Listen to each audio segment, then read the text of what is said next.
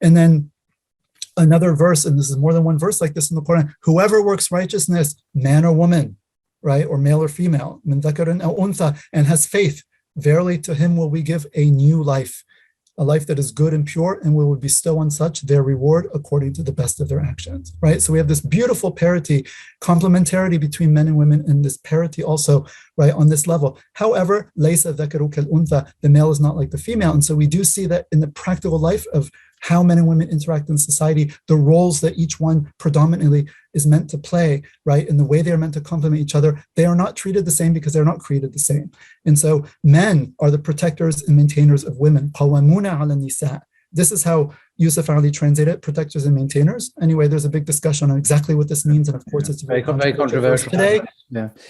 Yeah. But I'm just saying this, so those men are the protectors, or qawamun ala the women, whatever qawamun, again, but men have a particular role to play vis-a-vis women because God has given the one more than the other. He says strength, but again, there's a lot of discussion as to what the more is, and because they support them from their means.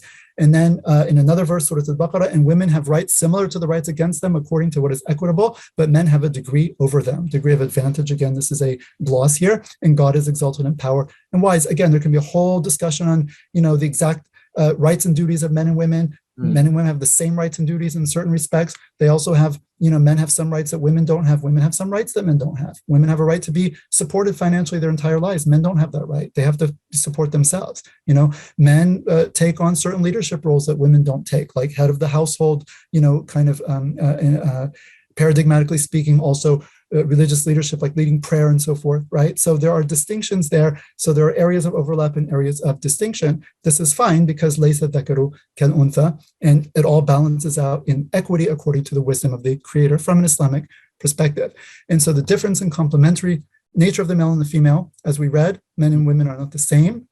Right? There's an obvious biological complementarity between male and female bodies and reproductive systems, as we've been talking about. There is purpose. Again, this goes back to what we've said. Now it all falls into place. Purpose is inherent to the body and its functions as created by God. It's not for us to decide or assign on our own.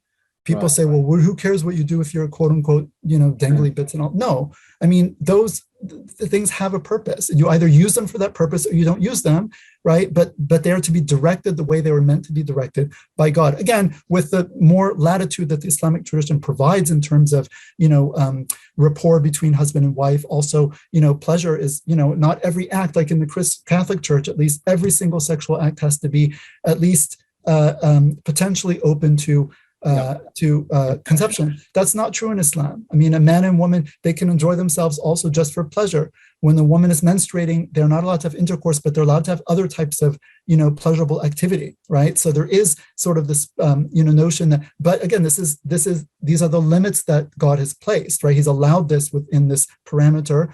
It's not stricter than that, but it's also not, wider than that, or the other way, it's not wider, it's also not stricter.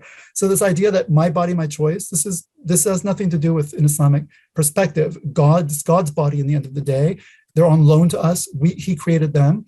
And you can choose whether to obey him or not to your own advantage or disadvantage, respectively, but it's not up to us to make up the rules or to impose our own meaning onto things, because we do believe that they do have the meaning that's been imparted up to them by their Creator, because we're not atheists and we're not materialists and we're not deists either.